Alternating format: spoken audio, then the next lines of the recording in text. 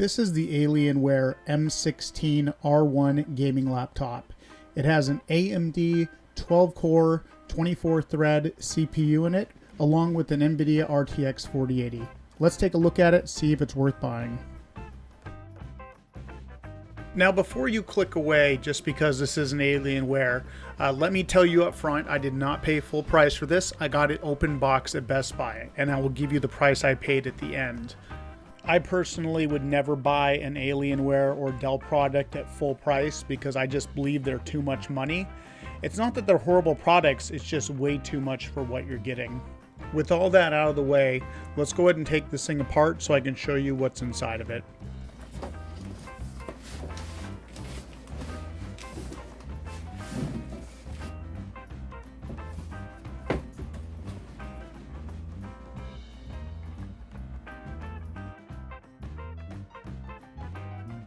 To take the laptop apart, you have 8 screws.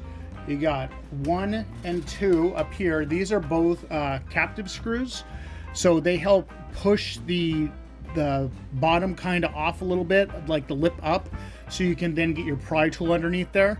And then the rest of them, you got 3, 4, 5, 6, 7, 8. So once you've removed all those, like I said, it'll give you a little lip to get your pry tool underneath right here. You just simply pry along the edges and it pops right up. Now there are, right here you can see these little lips. So you're going to pry it up like that to get it off. So once you've gotten it open, this one in particular, I was kind of surprised. It has 1, 2, 3 different M.2 slots. Now 2 of these are full-size ones. I think it's 2280. This one, I'm not sure the size of it. It says 2230 on it, but these also say 2230. I think that means you can put a 2230 there. I'm not sure, but regardless, these are 2280s, and I'm assuming this is a 2230. So you can put 3 different NVMe drives in there. You then have your 2 RAM slots. I'm actually upgrading my RAM right now. This particular one comes with 2 8-gig sticks. I'm putting I'm putting in 2 16-gig sticks for 32 gigs of RAM, and it is 5600. That's what I had on hand. I don't know if it's even going to take that, or I don't know if it's going to run at 5600 or not. We'll find out in a moment. So let me just pop those in. 1, 2. I'm also going to go ahead and put in I have a second 4 terabyte NVMe drive that I bought. Okay, so I got all 32 gigs of RAM in. I got the second NVMe drive in. Now, by the way, this primary one that's already in here has a little heat spreader on it. It is a 1 terabyte Western Digital, and I did some speed tests on it. It did a read of about 7,000 and a write of about 5,200. I think it's supposed to be rated for like 6,500 each, read and write, but it's somewhere in that ballpark. This one I got is a 7,000 read, 6,500 write, so they should both be about the same. The only thing else I got to say about the inside of this that I'm kind of disappointed with, but it's not a huge deal. This was supposed to be a Geek Squad certified, open box item that they took it apart and all that stuff, but you can see like the massive amounts of kind of dust. Like this thing was probably used for a few weeks at least before it was returned. So we got all this dust pretty much everywhere. It's not a huge deal, fortunately, but it is kind of annoying when a company says they have recertified something and they clearly didn't take it apart or do anything to it. So I'm going to go ahead and put this thing back together now, and we'll do some benchmarks.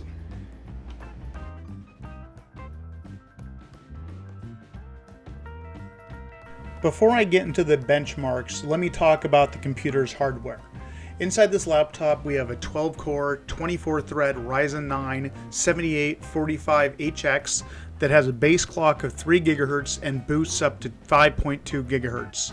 It comes with a 175-watt RTX 4080 with 12 gigs of VRAM and 16 gigabytes of DDR5 4800 MHz RAM, along with a 1 terabyte Western Digital SN810 Gen 4 NVMe drive. For the panel, it's a 16-inch IPS 240Hz panel, but unfortunately lacks HDR or G-Sync. It is only about 300 nits brightness, but that was fine when I was inside, and even outside I found it didn't really have much of an issue with the display unless I was in direct sunlight. The laptop also has a Wi-Fi 6E wireless adapter and NVIDIA Advanced Optimus. If you're unaware of what Advanced Optimus is, it's basically like an automatic mux switch that allows the laptop to swap GPUs on the fly without being forced to reboot. Hand side of the laptop, you have a 2.5 gigabit Ethernet port.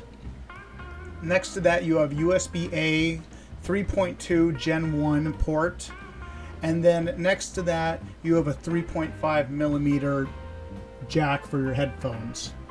Moving over to the back, you have your barrel jack for power, you have an SD reader, a full-size one, a mini display port 1.4, an HDMI 2.1, another USB-A 3.2 Gen 1, and then two USB Type-C 3.2 Gen 2.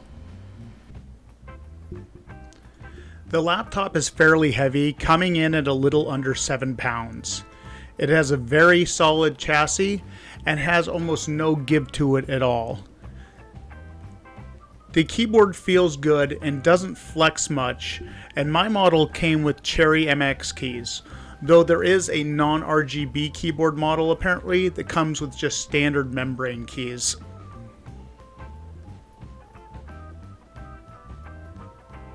The power supply is fairly large and comes in at about 3.3 pounds. The laptop is equipped with a 1080p webcam, which is also used for Windows Hello. It is very responsive and snappy to sign you into Windows. Otherwise though, I would say it's an unremarkable 1080p webcam that isn't really that great in low light situations like I'm in right now. The microphone also is average at best. As I'm recording off it right now, you can hear for yourself what it sounds like. For sound, the laptop features Dolby Atmos for built-in speakers, and I have to say I was surprised how good it sounded. Sure, headphones sound better, but if you are in a pinch and don't have them with you, the laptop speakers are sufficient.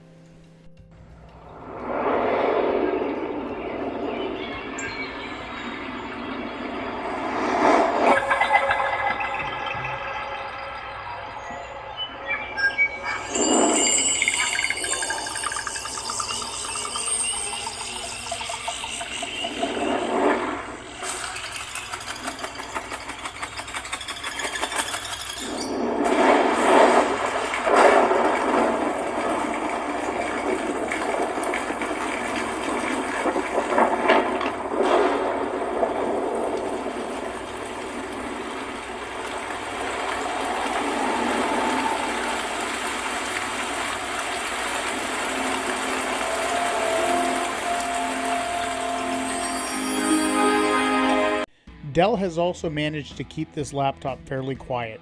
When you aren't gaming or doing anything intensive, you won't hear the laptop at all. And when gaming, it's still pretty quiet compared to most laptops I've dealt with in the past.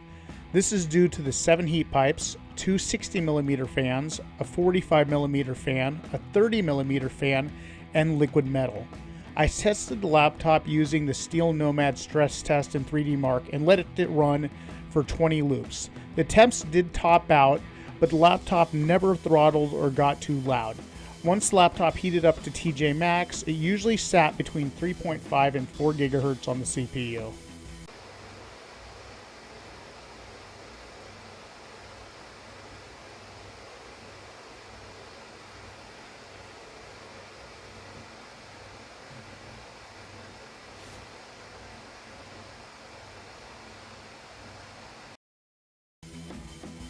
Unfortunately, the battery life was pretty abysmal.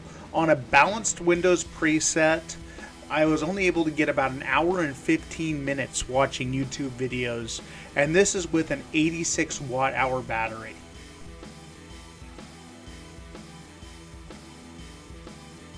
For the benchmarks, I'll be comparing my desktop PC to the laptop. Now obviously this isn't a fair comparison, but unfortunately it's the only other PC I have that is anywhere near this laptop, but I think you'll be surprised on how well the laptop does. For the first test, I ran Cinebench 2024, and right away the laptop shows that it's no slouch, only getting beat by 5% in the single core test.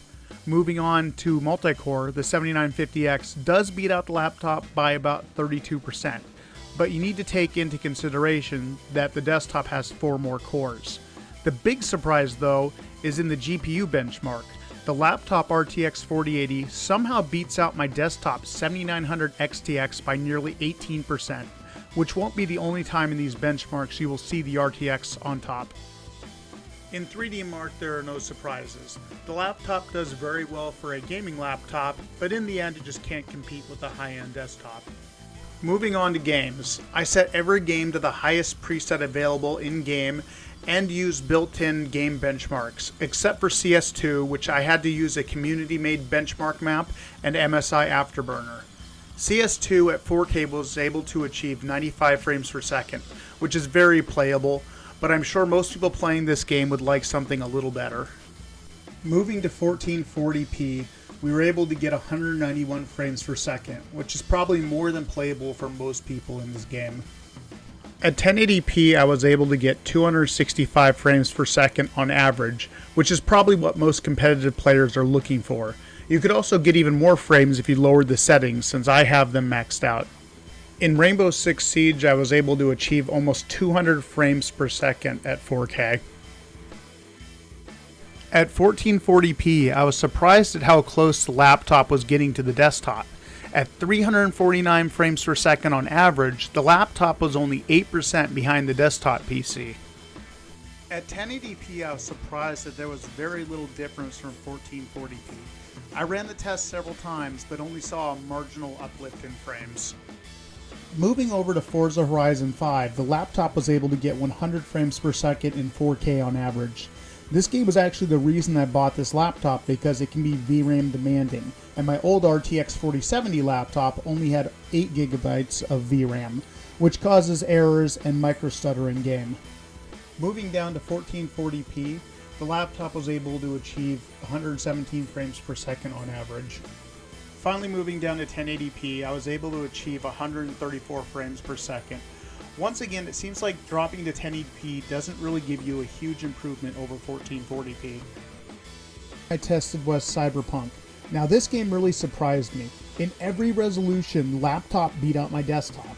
Now this game's Ray Tracing Overdrive preset does enable DLSS and FSR depending on which card you have, so I left it on for this benchmark. Obviously DLSS does a better job than FSR 2.1, which is what is in Cyberpunk. But the fact that the laptop wins in every resolution is really amazing to me, and I did test this several times just to make sure that it wasn't a mistake. I also tested all games at the native resolution of 2560 by 1600 or 1600p. It was pretty much identical to the 1440p results, but I decided I should show you what kind of experience you're going to get if you play on the laptop itself without an external monitor.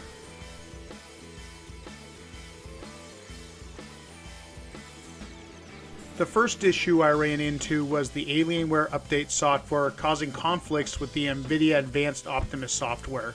If you have the Alienware software installed, it will prevent the Optimus software from auto-switching GPUs.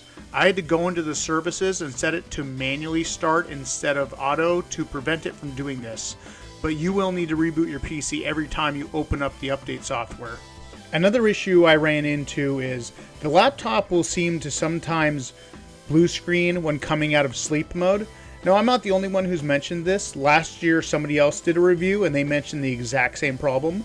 I tried to get this on video, but unfortunately, I just could not get it to happen when I wanted it to.